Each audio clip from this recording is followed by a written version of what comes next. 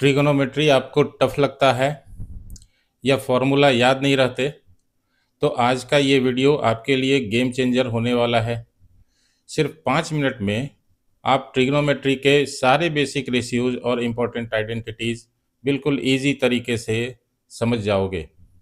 तो चलिए शुरू करते हैं। सबसे पहले एक राइट एंगल ट्रायंगल इमेजिन करिए, जैसा ये है आपका, ये राइट एंगल ट्रायंगल है। इसमें 3 साइड्स होती हैं, परपेंडिकुलर, बेस और हाइपोटेनस। हाइपोटेनस हमेशा सबसे बड़ा साइड होता है, या हम कह सकते हैं कि राइट एंगल 90 डिग्री के सामने के साइड को हाइपोटेनस कहते हैं, और परपेंडिकुलर जिस एंगल के लिए हम रेशियो निकालना चाहते हैं उस एंगल के सामने के साइड को परपेंडिकुलर कहते हैं, और उससे लगे हुए साइड को बेस कहते हैं। अब यहीं से स्टार्ट होता है ट्रिग्नोमेट्री का कॉन्सेप्ट। ट्रिग्नोमेट्रिकल रेशियो इन्हीं साइड्स के रिलेशन पर बेस्ड होते हैं। ये 3 साइड में से प्रत्येक 2 साइड को लेकर के 6 रेशियो तैयार किया जाता है, जिसमें पहला रेशियो है परपेंडिकुलर बाय हाइपोटेनस, जिसे साइन कहते हैं, और इसलिए ये sine theta is equal to perpendicular by hypotenuse होगा। बेस बाय हाइपोटेनस दूसरा रेशियो है, जिसे कॉस कहते हैं, cos theta equal to base by hypotenuse होगा। और तीसरा रेशियो है परपेंडिकुलर बाय बेस, जिसे हम टैन थीटा कहते हैं, और टैन थीटा इक्वल टू होगा परपेंडिकुलर बाय बेस। अब इसके रेसिप्रोकल्स 3 होते हैं, हाइपोटेनस बाय परपेंडिकुलर, जिसे हम कॉसेक कहते हैं, और cosec theta equal to hypotenuse by perpendicular होगा। उसी तरह से कॉस का रेसिप्रोकल बी बाई एच का रेसिप्रोकल एच बाई बी होगा, जिसे हम सेक कहते हैं। So sec theta equal to hypotenuse by base होगा, और बेस बाई परपेंडिकुलर को हम लोग कॉट कहते हैं, cot theta equal to base by perpendicular होगा। इसे याद रखने के लिए हम लोग पी एच, बी एच और पी बी से याद रख सकते हैं आसानी से।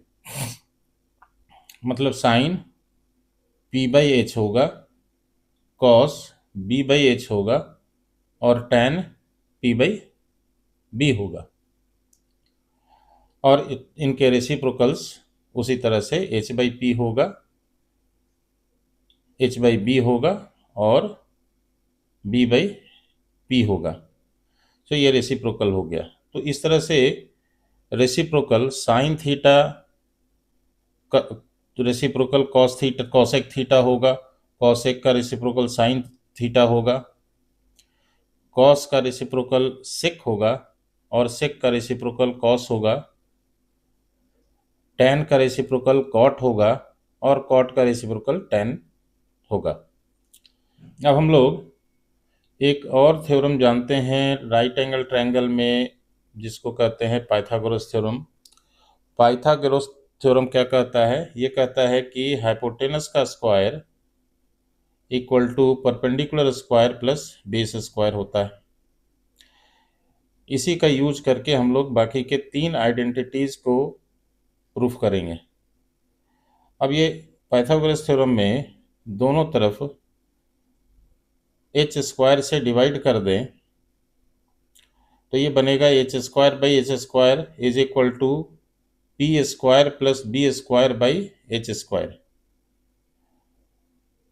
और ये एच स्क्वायर कैंसिल हो गया, तो ये हो गया 1 is equal to P square by H square, P square by H square plus B square by H square.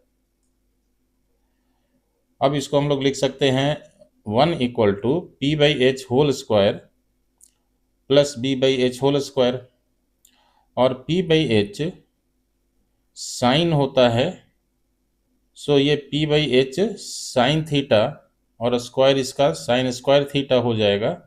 B by H cos theta होता है, सो ये कॉस स्क्वायर थीटा होगा, और इस तरह से sine square theta plus cos square theta equal to 1। ये पहला आइडेंटिटी हमारा प्रूफ हुआ। दूसरे आइडेंटिटी के लिए पाइथागोरस थ्योरम में थोड़ा चेंज करेंगे। बी स्क्वायर, यहाँ पे पी स्क्वायर को हम लोग दूसरी तरफ लेके आए बाईं तरफ, तो ये हमारा हो जाएगा h square minus P square equal to B square.